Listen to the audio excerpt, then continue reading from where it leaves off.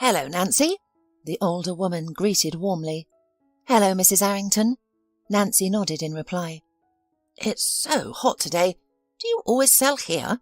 I think it would be better in the shade." "Well, this spot is good. It's near the bus stop, so more people come by," Nancy responded with a smile.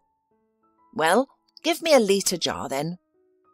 The young woman adjusted her white headscarf, which concealed her long curly hair, and stooped behind the makeshift counter where she was selling homemade milk. Nancy had the look of a true villager, strong, sturdy, with a robust posture. Her slightly rough skin was tanned, but it didn't detract from her appearance. On the opposite, it added a simple charm. "You're as busy as a bee," Mrs. Harrington exclaimed. "I have to be. My mother is ill and I'm raising my son alone. We all need money these days. No one will feed us for free." "Yes, we all miss your Tom. He was a good man. It's a shame he died so young and left you alone," the elderly woman said sympathetically. Nancy gazed downward, her lower lip caught between her teeth in sadness. The sharp sting of loss had faded over the years, but the memories of her husband, a casualty at his workplace, still haunted her. "He was such a great forest man. He knew every twig in the forest and never let the poachers off the hook. He was constantly chasing them." "That's why they killed him," Nancy whispered. "How cruel they were! A gunshot to his back! How could anyone murder over some worthless fur? It's all because of this hunting business." "The worst part is that they never caught his murderer. The case was either silenced or there was no evidence." "It's all bribes from those villains." Mrs. Arrington dismissed her with a wave of her hand. "Our new gamekeeper, curse him! He is much more compliant than Tom.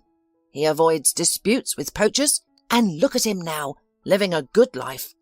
Where does he get his money? He must be making a fortune." "Yes, it's impossible to earn that much by honest labour in our neck of the woods," Nancy replied with a sad grin. "Our district isn't that wealthy. I work on a farm, and even then it's not enough. I had to get my own cow and sell milk on the highway during weekends. That's how we make ends meet." "You poor thing. Why did such a good person end up with such a difficult life?" Mrs. Arrington shook her head sympathetically. "Well, I must get going. I have things to do at home, and I should put the milk in the fridge before it sours in the heat." "Goodbye," Nancy waved. She waited until Mrs. Arrington was out of sight before sinking heavily into her chair. The only customer in an hour was an acquaintance. Business was slow today, and the intense heat wasn't helping. "Phew, it's so hot. I can hardly breathe," Nancy said, touching her kerchief. "And there's nobody around. If something were to happen, there would be no one to help." Suddenly, her vision blurred. Nancy tried to stand, but her legs gave way, and she collapsed by the roadside, unconscious. "Should we call an ambulance?" a male voice called out from somewhere. Nancy tried carefully to open her eyes, wondering how much time had passed since she fell. She was roused by someone gently slapping her cheeks and sprinkling cool water on her face from a bottle. "Just wasting time," a female voice suddenly remarked. Nancy realized she was lying on the ground. The unexpected rescuer was not in sight, but a luxurious car parked directly in front of her drew her attention. A fancy car like that couldn't belong to someone poor. "How can you say that? What if she needs medical assistance? What if she doesn't regain consciousness?" a man retorted in indignation. "As if I care. Look, she's already opened her eyes," a woman retorted irritably. A worried stranger's face soon came into Nancy's view. He was well groomed with dark hair and a neat beard.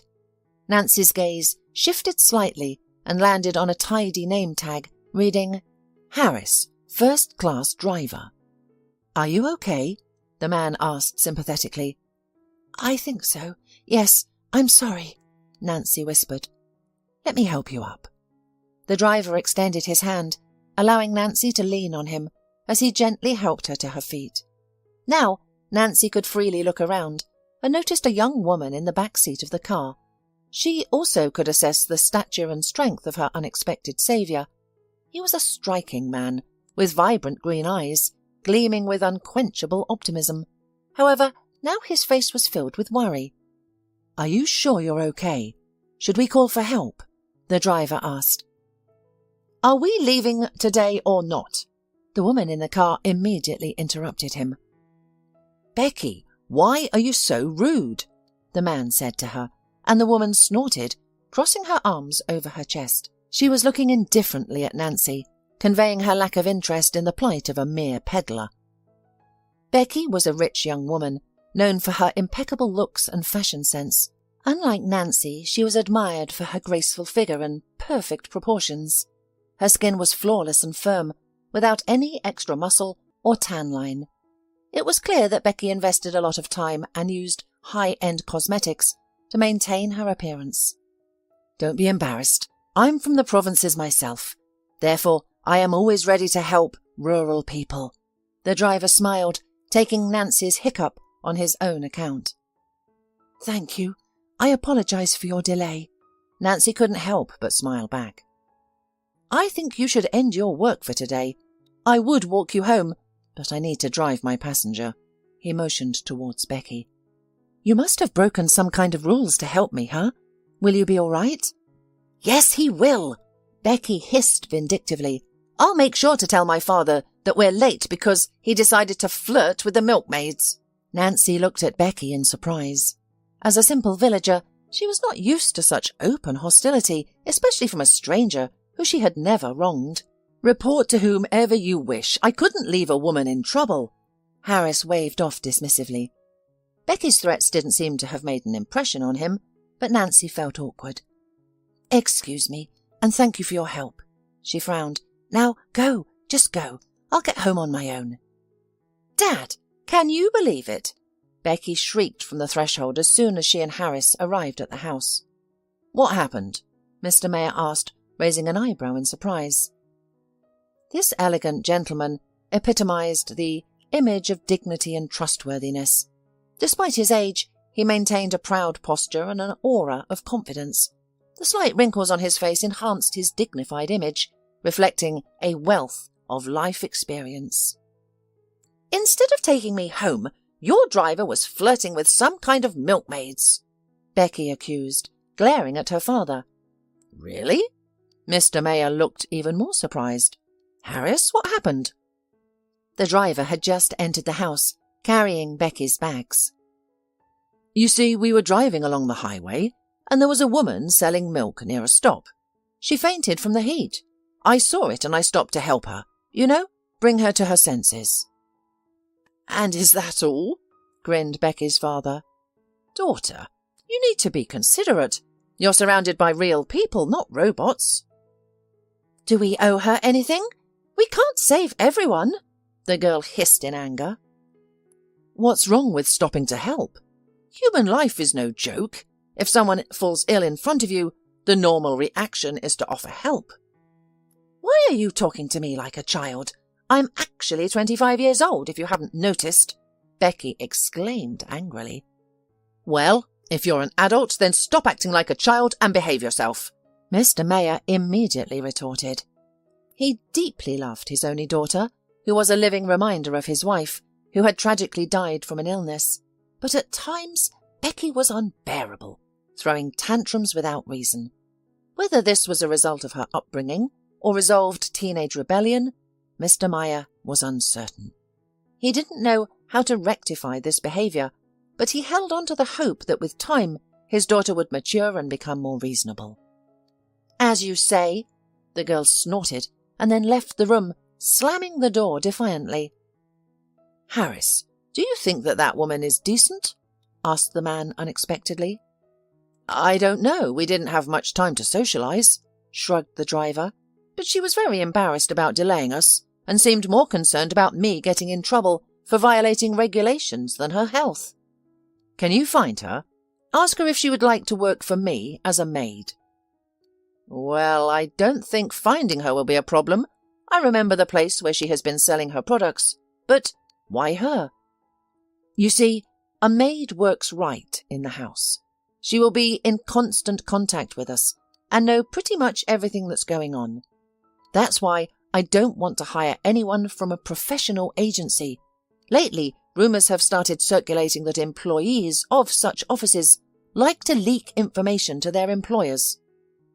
"Are you afraid of business rivals?" Harris nodded understandingly. "Yes, because I've run into them many times. I found bugs after electricians and cameras. I have too big business and too much money in production." "And you think a girl from the countryside wouldn't consider engaging in espionage out of the goodness of her heart?" Harris frowned. The suggestion seemed to upset Harris. The driver, a simple man from the suburbs, had started working for Mr. Mayor purely by chance. He enjoyed working for the businessman, who was known for his fairness and good treatment of his employees. Yet, amidst such luxury, Harris still felt improper. "Just hope that a man from the province will be nobler, above these underhanded intrigues, Mr. Mayor."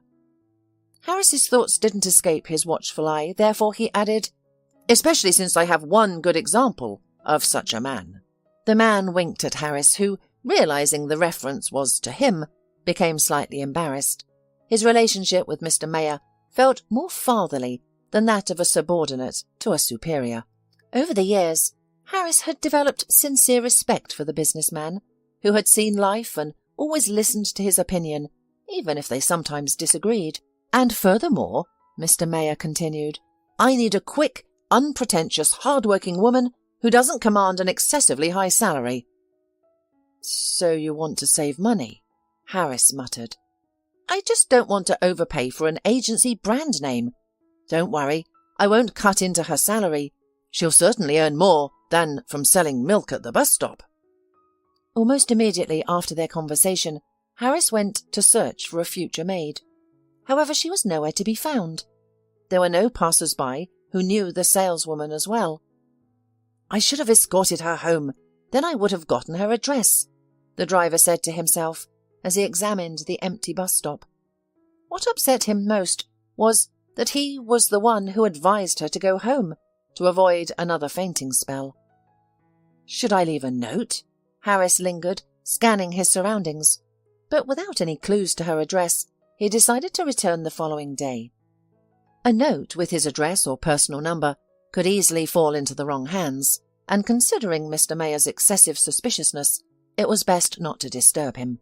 Moreover, he had been complaining about his troubled heart lately, so there was no need for additional stress.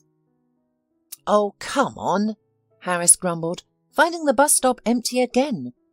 This was the second time out of luck. He didn't even know the saleswoman's schedule. Would she return? Harris was determined to keep his word to Mr. Mayor, so he resolved to continue his attempts. "Hello! I finally found you here," Harris exclaimed on the third day. Luck was finally on his side, and he jumped joyfully out of the car upon spotting the woman in a white headscarf. "Good afternoon," she responded, smiling shyly. His unexpected appearance made her cautious. However, the handsome driver didn't seem threatening, and the fact that he had visited for days just to see her warmed the lonely woman's heart. "I completely forgot to introduce myself last time. I'm Harris. It's a pleasure to meet you here, in consciousness." "Nancy. Beautiful name," Harris smiled. "Nancy, would you be interested in a job change? My boss is offering a position as a maid at his country estate. It's nearby, and the work is pleasant." "What kind of maid am I?" Nancy responded, gesturing dismissively. "It's nothing difficult. Your main duties would be maintaining cleanliness and order in the house. Occasionally you might need to run errands for Mr. Mayor, my boss." "I'm not sure." "Give it some thought. What's there to lose? It's a job in a big, beautiful house, and certainly beats standing on the curb selling milk." The offer was tempting from the start, but Nancy knew it just wasn't possible. As she understood it, a maid's job required her to be constantly at her employer's home. "I simply can't stay away from my home for a long time," Nancy replied, her gaze faltering. "I need to take care of my mother, and I have a son as well." "Don't even worry about it. Mr. Mayor assumed you wouldn't want to leave your household, so there will be no need for you to live in his house. I will bring you and take you back every day. No transportation problems, and all at the employer's expense. Give it some thought. It's a great job opportunity." "Well, there is some truth in what you say," Nancy muttered. "Why not give it a try?" "Great. Shall we go to the interview? I'll just let Mr. Mayor know." "Harris, I'm sorry, but first I have to take the rest of the milk home," Nancy interrupted the driver. "Wait for me here. I'll be right back." "Oh, don't even worry. I have a car. I'll take you." This time, Harris decided not to miss the opportunity to find out Nancy's address, so as not to lose contact. "Well, I see you're a decent woman, hard-working, dexterous. Quite a match for me," Mr. Mayor said. "Thank you. I tried," Nancy smiled. The interview was a bit strange. The businessman didn't want to waste time on long conversations, so he immediately asked the potential employee to clean one of the rooms. "Well, if it goes on like this, we're in for a very profitable cooperation. You can start your duties tomorrow, and here is a salary, payable at the beginning and middle of the month." Nancy modestly accepted the envelope. Even at first glance, there was 10 times more money than she was paid on the farm, not to mention the milk trade. And another paycheck was expected in just 2 weeks. "There's too much here. I'm afraid you're overestimating me," Nancy muttered, offering the envelope back. "Nancy, I'm a business person. Profitable investments are my job. Trust me, my company never wastes money." Nancy had already been a maid for several weeks. She was diligent in her duties, and after receiving the rest of her salary, she became even more committed. "Get out of my way!" Becky's displeased voice rang out suddenly. "What?" Nancy, busy dusting the cupboards, did not immediately respond to Mr. Mayor's daughter's command, resulting in a sharp nudge to her side. "Are you deaf?" Becky snapped. "I'm sorry." The woman quickly moved to the opposite end of the room, trying to stay out of sight of the volatile young woman. Becky had disliked the new maid from the first day, constantly attempting to humiliate or tease her. "By the way, make sure you change the linens by tomorrow. If I have to sleep on dirty sheets one more time because of you—" "They're fresh," Nancy said quietly. "Are you still arguing?" Becky advanced menacingly towards the maid, even swinging her hand. "Becky, your father is calling for you," said Harris, entering the room. "What are you doing here?" "None of your business," Becky shouted. "Okay, but your father is still waiting for you." Becky turned abruptly and quickly left the room, causing the door jambs to rattle with another slam. "Hysterical girl," Harris said at her back, and turned to Nancy. "What's your problem?" "Nothing," Nancy replied, barely audible. Harris squinted at the maid, shrinking in the corner. It was apparent that Mr. Mayor's daughter was intentionally attacking the new employee, harbouring hatred at some subconscious level. "Do you want me to tell Mr. Mayor anything?" Harris suggested, referring to Becky's antics. "Don't. He'll be upset. I don't want to cause trouble in the family." The woman shook her head. "But this can't continue." "It's okay." "You're too kind." Harris sighed. "I wish I could scold her, even though she's already a grown woman. But who's going to let me? I'm also a subordinated person." Nancy smiled at his support, and Harris, for the umpteenth time, noted her natural beauty, which was increasingly captivating him. "And what time will you be home today?" he asked. "I'll be a bit late. You heard it yourself. Becky wants new bedding." "Why don't you let me help you then?" "Oh, then that fool will claim that you've spilled oil all over her car," Nancy smiled. "Considering that I've never opened the hood myself, and all the work is done by the mechanics at the service," Harris chuckled. At this moment, unable to pull himself together, Harris moved closer to the maid and suddenly kissed her on the lips.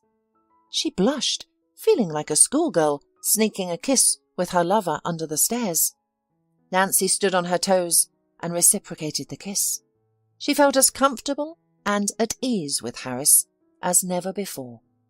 "Who would have thought that I'd have to thank my work for a relationship with such a beautiful woman?" The man smiled gently. It happened because you're a bad driver, sighed Nancy languidly. Why is that? Because you were looking at me more than at the road. I just felt a mutual interest and decided not to miss the opportunity. Harris winked. Sometimes I think I shouldn't agree to a date so quickly, Nancy smiled. We missed the stage where the gallant knight wins the lady's heart. But we can get to the most interesting part, the driver whispered conspiratorially before kissing her again. I think that's what's bothering Becky most of all. What's the big deal?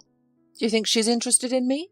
Of course. How could anyone overlook a handsome man with such a huge ego? Nancy giggled, poking Harris in the chest with her fist. Seriously speaking, she's just used to considering everyone around her as her property.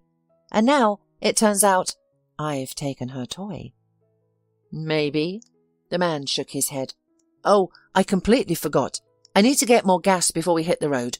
I'm sorry, I won't be able to help you with making the bed, or I won't have a vehicle to drive you home. Go then, Nancy smiled and returned to her duties. Nancy, come here, please. Mr. Mayer's voice came from the kitchen. Yeah? What's happened? She asked, opening the door. Well, it's me who wanted to ask you what happened here. The landlord pointed melancholically to an overturned flower pot, its soil scattered all over the floor. I'm sorry, I'll clean it up right away, the maid exclaimed. Yes, please do, before the soil scatters all over the house. Mr. Mayer nodded. And the guest room is a mess too. I've been finding too much clutter lately. Please pay closer attention to the house, and more frequently. I'm sorry, it won't happen again, Nancy muttered, blushing. She felt embarrassed to be reprimanded. Mr. Mayer was a very patient man, and he rarely scolded her, understanding that it was challenging to constantly monitor such a large house. He simply pointed out the mistakes so they wouldn't go unnoticed. But the most frustrating part was that the increasing disturbances in different parts of the house were not accidental. By the way, Becky asked again for you to be fired. Why don't you get along with her? As if by accident, the businessman asked. I don't know. Apparently she thinks I'm not professional enough, the woman answered modestly. Well, Nancy, try to make peace with her. Harmony at home is a crucial element of life. I will, she responded. However, it didn't depend on Nancy. In fact, Becky constantly created a mess on purpose and then swiftly ran to her father to highlight Nancy's negligence. Naturally, Nancy couldn't clean everything in time, which left Mr. Mayer thinking she was lazy and not very diligent. However, the businessman was not quick to dismiss the new employee because of her diligent ethic in the first weeks of work. Yes, it's a large house. It's unfortunate that Tammy, Becky's mother, left so early. She had everything under control. Now it's just a semblance of a family home, Mr. Mayer said, a note of sadness in his voice. I sympathize with you. My husband also passed away early, and it's challenging to fill that void. But it's never too late to let another person into your heart. Nancy cautiously consoled her host. I suppose it's a bit late for me, replied Mr. Mayer, rubbing his chest. I used to think the same, but you know, the main thing is to meet the right person. The man shuddered. Memories of Tammy caused a painful sting in his heart, leading to another round of unpleasant spasms. Would you like some water? Suggested Nancy, full of anxiety. No. Oh! Mr. Mayer staggered, then lost consciousness. Did you two lovebirds knock Daddy out? Becky hissed, her anger directed at the driver and the maid. What does this have to do with us? Harris retorted. Everything. Your negligence stressed him out, leading him to the hospital. He suffered a heart attack. We don't know when he'll be back. Nancy sobbed. The unfortunate attack had happened before her eyes, and she was still worried, actually considering herself guilty. When she saw him on the floor, she was confused, thought too long, and called an ambulance only 5 minutes later. At first, she went looking for Harris, then Becky. Only then did she realise she was alone and began dialing the ambulance, her fingers trembling over the keys. "I've had enough of you two. While my father is receiving treatment, I'm in charge. As the mistress of this house, my first action is to fire both of you. Pack your things and leave." After reprimanding her former subordinates, Becky stormed out of the room, slamming the door behind her. "Go to the hell." "Harris, don't," Nancy urged Harris. "Let's go. Nothing can be fixed now. It's better for us to leave peacefully." "You're right. Let's visit Mr. Mayer. He's been in the hospital for days, and she hasn't visited him once. She doesn't care about how her not-young father feels, as long as she gets her hands on the family's money." "But we're there almost every day. He might be sick of us." "No. The doctors say social interaction and positive emotions are the best medicine. Let's go." "Don't tell him she fired us. We shouldn't give any extra stress. Let him get better without such news." "Of course," Harris agreed. He left the official car keys and documents, took Nancy's hand and led her to his old car. It wasn't as flashy as the owner's, but it was well kept and functional. The drive to the hospital took about half an hour. "How are you doing, Chief?" Harris cheerfully asked as they were led to Mr. Mayer's room. "I'm hanging in there." The businessman attempted a smile. "Hello," Nancy greeted him with a sad smile. Mr. Mayer tried to brace himself and even attempted to get up, but it was clear to see he was not feeling well. "Is Becky not with you?" Mr. Mayer asked hopefully. "Sorry, no," Nancy replied, shaking her head. "She's busy, planning to inherit and lead your empire." Harris couldn't help himself and replied. "She's never had any family feelings," Mr. Mayer sighed, "and she has always been a real headache. I suppose I failed in raising her." "It's understandable. She grew up without a mother. It might have affected her," Nancy proposed, shrugging her shoulders. "I tried my best to fill in for Tammy, but," whispered the sick man with difficulty. "Enough of this. Let's cheer up," Harris interjected, clapping his hands together. "By the way, is everything okay with you two? Becky isn't causing any trouble, is she?" Mr. Mayer asked. Harris and Nancy glanced at each other and then shook their heads almost in unison. "No, not at all. Everything's fine," the woman replied quickly. "Well, at least that's good news," the businessman said, smiling with relief. "What are the doctors saying?" Harris quickly shifted the conversation in a different direction. "Oh, nothing good. I've been lying here for days with no relief," Mr. Mayer grumbled. "They say I need surgery, but honestly, I'm scared." "Why?" The driver raised an eyebrow. "You've never been afraid, have you?" "Well, Becky consulted some specialists and then called me. She said I might not need this procedure because of my age and weakened body. She's convinced me to look for alternative treatments." "I did some research as well, or rather, I read on the internet," Nancy interrupted. "For your illness, there are no alternative treatments, just surgery." "But why did Becky suggest waiting?" The businessman frowned. "I'm not sure, but I also haven't heard about a high mortality rate. In fact, they say it's a relatively simple operation. It's often performed successfully, with only a small percentage of lethal outcomes, even for patients your age." "I think you should follow the doctor's recommendations." Harris joined his girlfriend. They looked at each other, clearly understanding Becky's motives. It was clear she intended to claim the family fortune and was dissuading her father from effective treatment with the hope of his demise. "It's still a little scary," Mr. Mayer admitted, shaking his head. "I understand what you're going through. Anyone would be afraid in this situation, but you're strong. You'll get through this," Nancy encouraged him with a smile. "I agree. You've always been brave. Look at the empire you've built. Confront your illness head-on, or it will consume you," Harris advised. Perhaps you're right. Maybe it's worth a try, the businessman said weakly.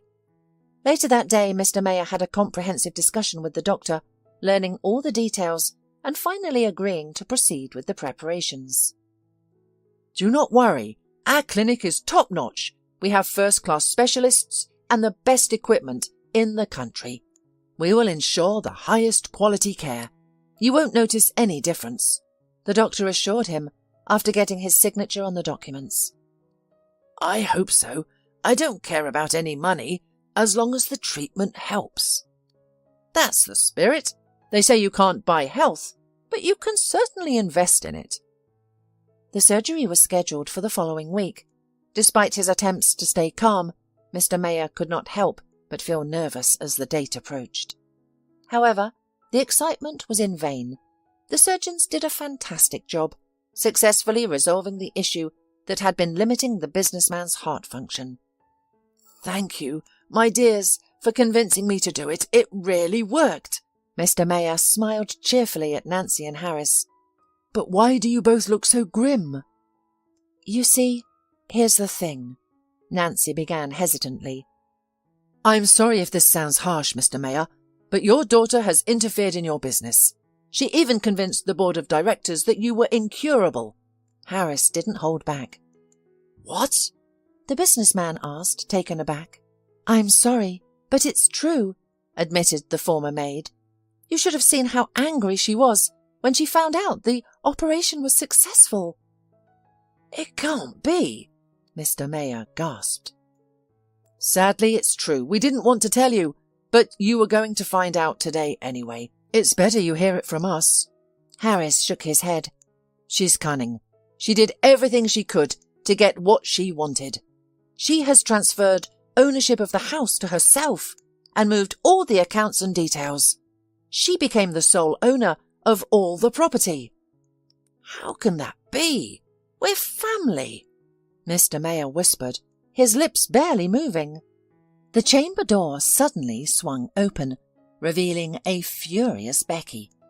Her eyes sparkled with anger and her superiority, like lightning in a storm. Ah, great, everyone's here. Congratulations on the successful surgery, but it doesn't change anything. I'm the boss now, she hissed. Daughter, shut up, old man. Why couldn't you just lie there and let me live peacefully? You're always dissatisfied with me, always meddling in my business. But now you can live wherever you want because I'm the boss. Are you trying to throw me out of my own house? Mr. Mayor exclaimed. It's mine now, and you can go wherever you want. With that, Becky turned on her heels and stormed out of the room. A tense silence fell over the room. No one knew how to respond to what had just happened. What am I going to do now? Mr. Mayor sighed, his voice filled with sorrow. The last money from my personal account went towards the operation. I can't even afford a hotel until I'm well enough to undo what Becky's done. No hotels, Nancy said without hesitation. Now pack up. Take what you have and let's go to my place. My house is big enough. My mother and son live with me, but they won't mind. It feels awkward. Why do you need me there? Mr. Mayor started to refuse. No objections at all. Harris will drive us. Don't even think about resisting. I'm sorry, but I'm stronger than you right now.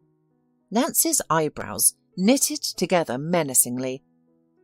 You've got a very spirited girlfriend, Mr. Mayor chuckled, looking at Harris. So, you knew we were dating? But how? The driver asked, bewildered. I was having heart problems, not eyesight problems. You two are so affectionate, always together. I knew exactly that such wonderful people had to be together. I knew it the moment I saw our lovely Nancy. That's great, she responded with a joyful smile. Packing took quite a bit of time. Mr. Mayor's belongings easily fit into a single suitcase, as he only brought necessities to the hospital. Come in. Be careful, there's a step here, Nancy cautioned, leading the former chief to the porch. My dear, I'm not made of glass. Don't worry, everything is fine. It's just a little bit more, and you'll put me in the wheelchair." Mr. Mayor smiled warmly. "I keep thinking you're struggling after the surgery," Nancy admitted, embarrassed. "He's just lost a little weight. His rehabilitation period is now over. He will get a fresh air here, and soon he'll be back in shape in no time. Our Mr. Mayor is not one to give up," Harris said energetically. "Is your mother okay with my visit?" the businessman clarified. "She's delighted. It provides her some entertainment. It gets lonely when I'm at work. Plus, she will certainly enjoy the company of such a gallant and imposing man." Nancy giggled. "Well, that's one way to put it," said Mr. Mayor, embarrassed. "Let's go say hello then." The young woman moved towards her mother's room and carefully opened the door. "Are you awake?" she asked. "Of course, come in," the mother answered from behind the door. Suddenly a ringing voice made Mr. Mayor flinch. Oddly enough, the intonation seemed strikingly familiar, as if... Nancy opened the door, revealing her mother sitting in an armchair by the window. "How do you do? Pardon for me sitting. It's hard for me to stand. My name is—" "Eleanor," the businessman interjected. He froze on the threshold, examining the familiar figure with disbelief. The woman's blonde hair, blue eyes, that hadn't dimmed with age. Nancy's mother had managed to maintain her elegance and beauty, emanating a unique aura of wisdom. "Sam?" the woman said in surprise. "But how did you find me?" "You have no idea. It's a long story," the businessman exhaled, timidly stepping closer. "Do you two know each other?" Nancy asked, puzzled. "Yes, daughter," Eleanor smiled. "This is the same groom from my youth that I told you about. What's more, he is your own father." "What?" All present interrogated in one voice. "Wait, but how? Is it really true?" Mr. Mayor muttered. He sat opposite Eleanor, gently held her fingers and kissed them. "Where did you disappear to, my love?" "You see, everything happened too quickly back then. My father, do you remember him? He was always against our relationship. The day I finally mustered the courage to elope with you, he somehow found out. He whisked me away to another city and practically imprisoned me there. It was only later, when it was too late, that I discovered I was pregnant with Nancy. My father wouldn't let me contact you then, insisting we'd raise my daughter ourselves. Then events spiraled. Pregnancy, Mum's death, adult life. Everything changed so drastically, and I couldn't find you any more." "My poor girl, how did you cope?" Mr. Mayor sighed sorrowfully. "Well, it wasn't easy, but Nancy always gave me the strength not to give up." Eleanor smiled. "Everything will be fine now. We're finally together," said the man confidently.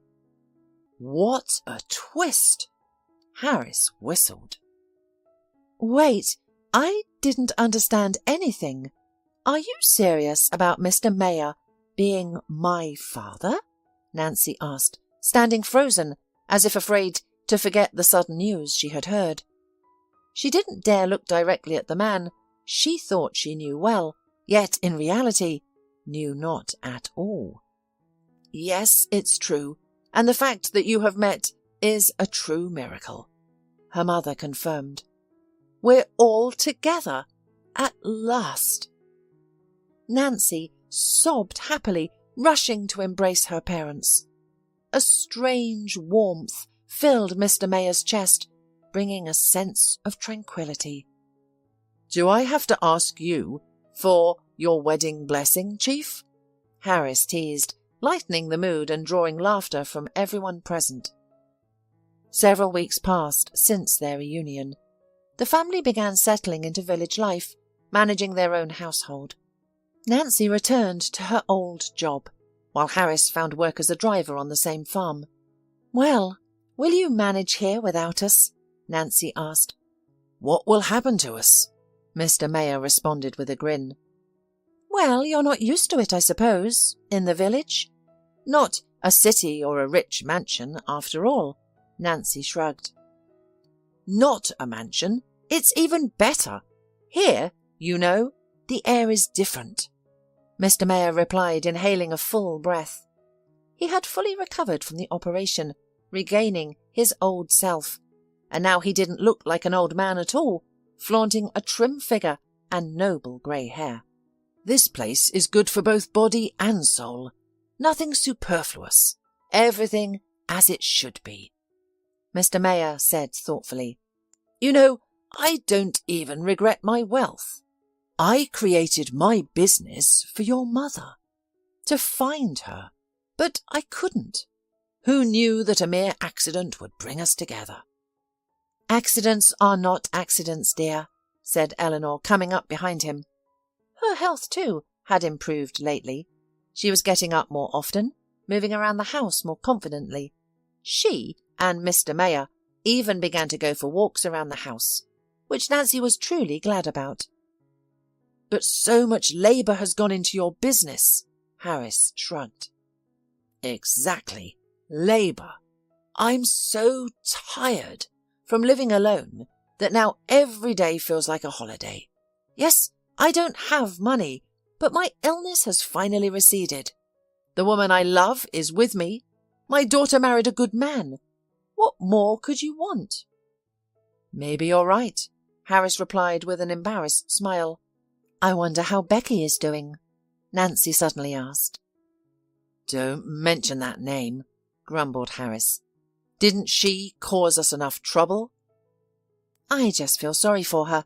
She did all those bad things out of loneliness and resentment against the world and herself, Nancy replied. You're too kind. Harris shook his head. Everyone should have a second chance, Nancy insisted. Suddenly there was an unexpected knock at the door. The early hour didn't suggest visitors, as most of the village's population would be at work on a weekday. Are you expecting someone? Nancy asked her parents. No, maybe it's the neighbours, but we agreed to meet in the evening. Everyone has their own business in the morning, Mum replied doubtfully. Nancy went to the front door and saw... Wow! What a surprise, she exclaimed. There's been a lot of coincidences lately. Don't tell me there's... But Harris didn't have time to finish. Nancy opened the door and everyone saw Becky modestly shuffling from foot to foot. Hello, she said quietly, too scared to look up. Why did you come here? Asked Harris. Well, Harris, why are you so rude? Nancy intervened, cutting her husband off. Maybe something's happened. What does it matter to us? Please stop it, Nancy retorted. Mr. Mayor stared at the back of the room, uncertain of how to act. He had long forgiven his daughter for her past mistakes and desired to reconnect with her, but he was unsure how to tell Becky about Eleanor. He feared that his newfound relationship would be seen as a betrayal of Becky's mother's memory. However, he also didn't want to keep his first love in the secret from Becky. What's wrong, daughter? He finally asked, daring to step out of the shadows. Dad, I'm such a fool! Becky suddenly sobbed. Forgive me! Unable to bear the stances directed at her, the young woman broke down in tears. Large tears rolled down her cheeks, smearing her expensive mascara. I thought I could do it. And She attempted to explain, but her sobs choked her words. She covered her face with her hands, trying to hide her emerging weakness. It's all right. Everything will be okay, Nancy said softly as she approached her. She gently hugged Becky, pulling her close. Mr. Mayor joined them immediately, aiming to comfort the troubled girl. Why are we in the hallway? Let's move to the living room. Come on in, Eleanor said, smiling warmly at the guest. Forgive me for intruding like this, Becky sobbed, beginning to calm down. What happened? Nancy asked. Nothing that my father didn't warn me about, Becky shrugged. Running a huge company isn't as easy as I thought. I almost foolishly ruined the business, pushing it to the brink of bankruptcy. What about the board of directors? Weren't they supposed to help you? Mr. Mayor asked, raising an eyebrow. I argued with them all at first, and then everyone wanted a piece of it, and they started to break up the whole company. So, you came to surrender? Harris asked. Nancy elbowed him immediately, but he had already realised his blunder. Dad, forgive me.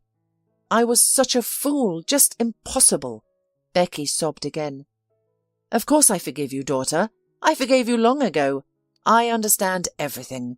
I was once young and impertinent myself. Thank you.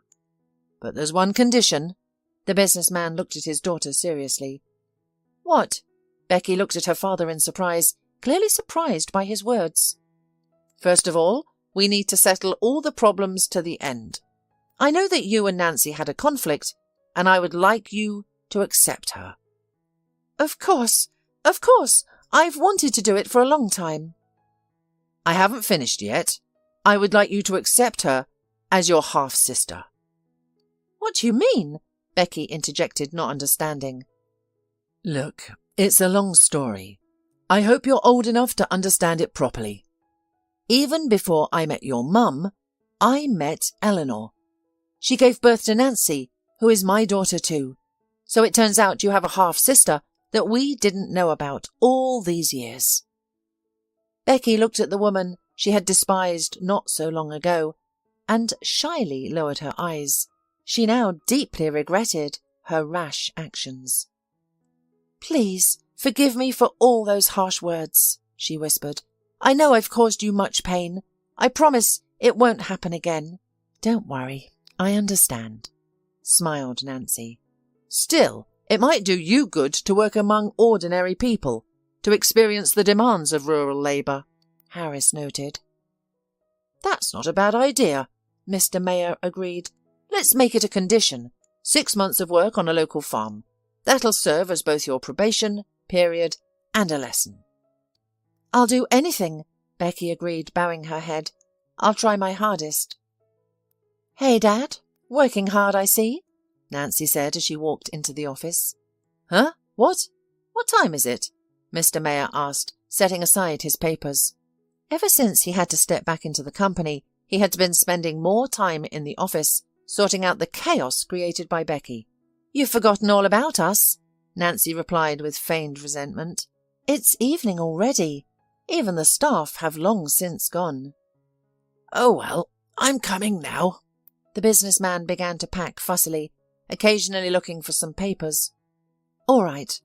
I knew you were doing something important. Here, at least eat, or you'll get skinny again, her daughter sympathetically offered, placing a container of homemade food on the table. Thank you. After setting out the dinner, Nancy sat down next to her father.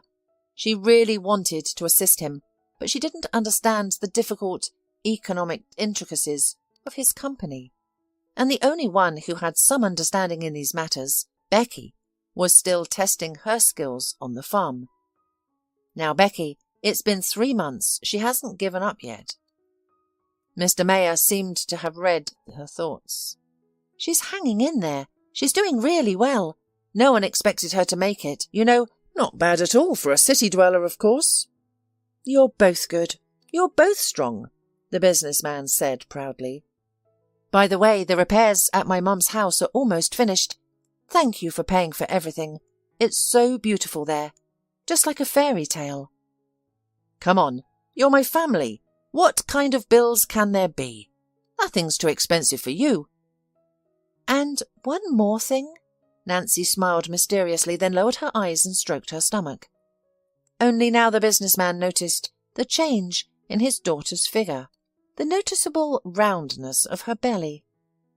After the wedding with Harris, things just happened. We didn't really plan it, but now we're very happy. You, my darlings. I'm so happy. Mr. Mayor jumped up from the table and hugged his daughter. The realization that their family was about to change made his heart flutter with joy, anticipating happy troubles.